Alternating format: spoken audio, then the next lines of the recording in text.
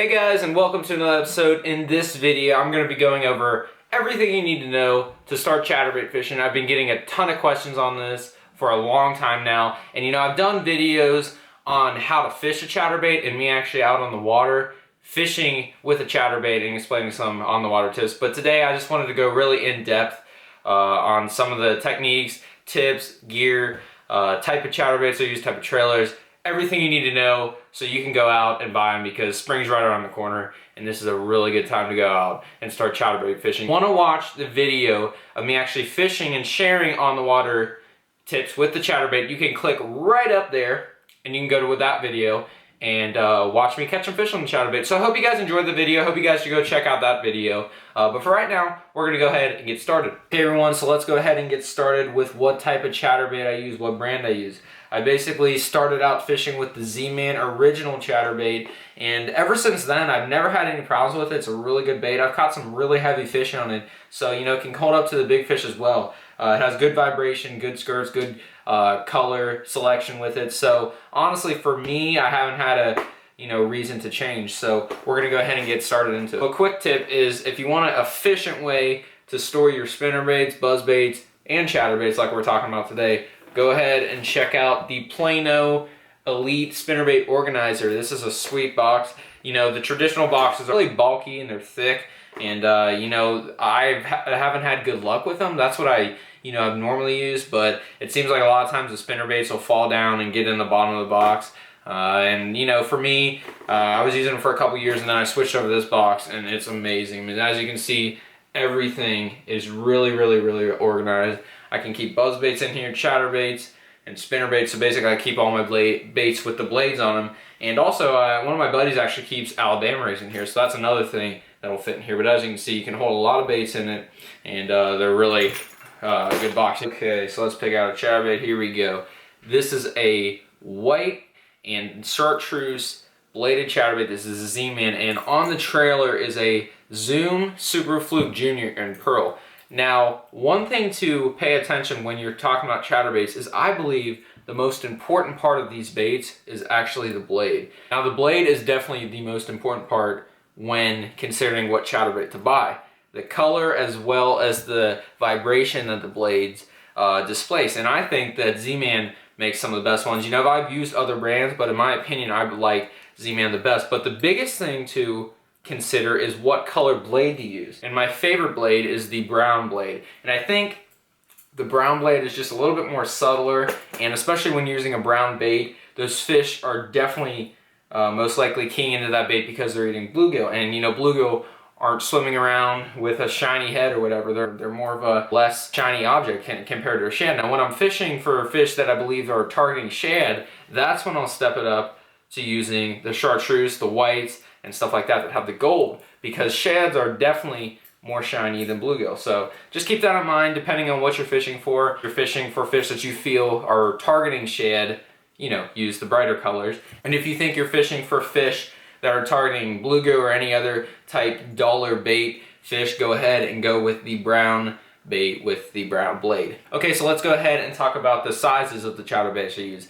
I'd say 80% of the time I'm just going to be using a standard 3/8 ounce chatterbait. That's the bait that I carry the most of. But I think the really most deadly trait to a chatterbait is you're able to keep that bait high in the water column and you can still retrieve it at a slow rate. And I use a 3/8 ounce bait most of the time. Like I said, the only time that I'll step it up to a 1/2 ounce bait is when I'm fishing a little bit deeper water, say when I'm fishing 15 feet or more water. But generally most of the time I'm fishing this bait in relatively shallow water, so that's why I go ahead and use the 3/8 ounce size. And the next thing is what trailers to use on these baits, and I get a lot of questions on this as well, and I like to keep it pretty simple. I really like the Lake Fork Magic Shad, and this is in the smaller version. This is the 3.5 size.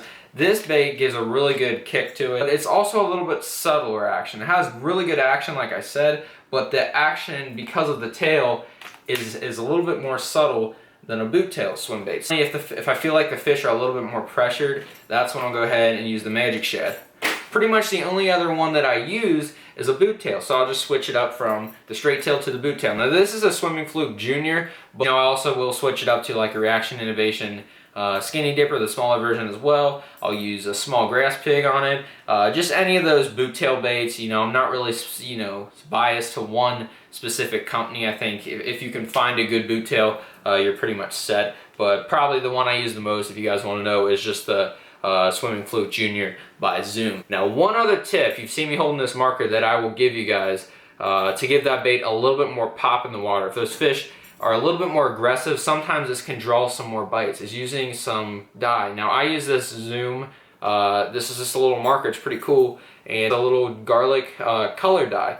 And the cool thing about this is using this versus, you know, using the dip, is the dip, especially if you're fishing off a boat, you know, the dip can spill on your carpet and everything. That's not good. This stuff's real clean, and I feel like it's not as vibrant as the dip and dye, because I feel like the dip and dye is almost too much. This is a little bit more subtler. So, you know, what I'll do with that, it's really simple. I'll just color up the tail, and I don't want to put too much on this. That's the key with it. I feel like when you color the whole tail chartreuse, it just looks weird. I'll just put like generally 1 or 2, you know, stripes on it, and then you're good to go. And then last but not least, we got to talk about rod choice.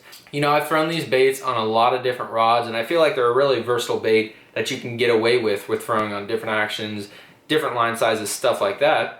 But over the past year, I'd say, I really fell in love with throwing it on a glass composite rod. And I feel like that's just the best hookup ratio that you can get with the bait. Like I said, you can throw this on just a medium heavy, you know, graphite rod and get away with it fine.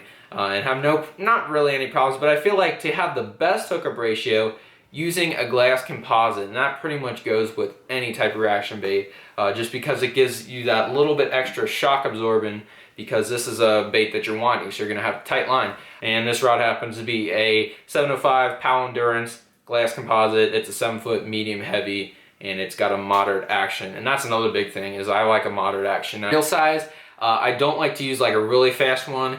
Probably my favorite is just to use the 5/4-1, because for me personally, I have a tendency to, you know, reel reaction baits too fast.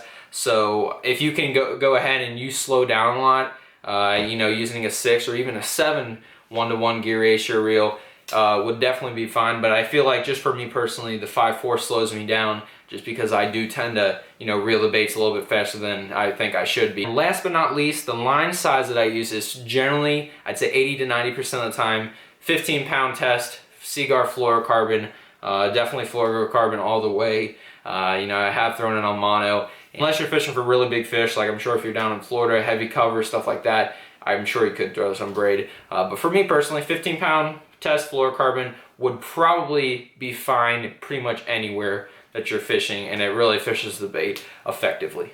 So thank you guys for watching. If you want to see more videos like this, go ahead and leave a comment down in the section below. And as always, I'm always open to suggestions about what you guys want to see out of me, what type of videos that you want to see, because my main goal is to please you guys. So go ahead and give me your suggestions, what you guys want to see. And this weekend is actually going to be some open water fishing, so hopefully we'll get out there and make some fishing videos. Hopefully they won't freeze up again, although it's still February, and this is pretty early for the lakes and ponds to start on freezing, but I'm keeping my fingers crossed, and hopefully we'll be open water fishing for the rest of the year until it gets back into winter again. So thank you guys again for watching. Please like my video, give it a thumbs up, and subscribe guys, share it with your buddies. Peace out.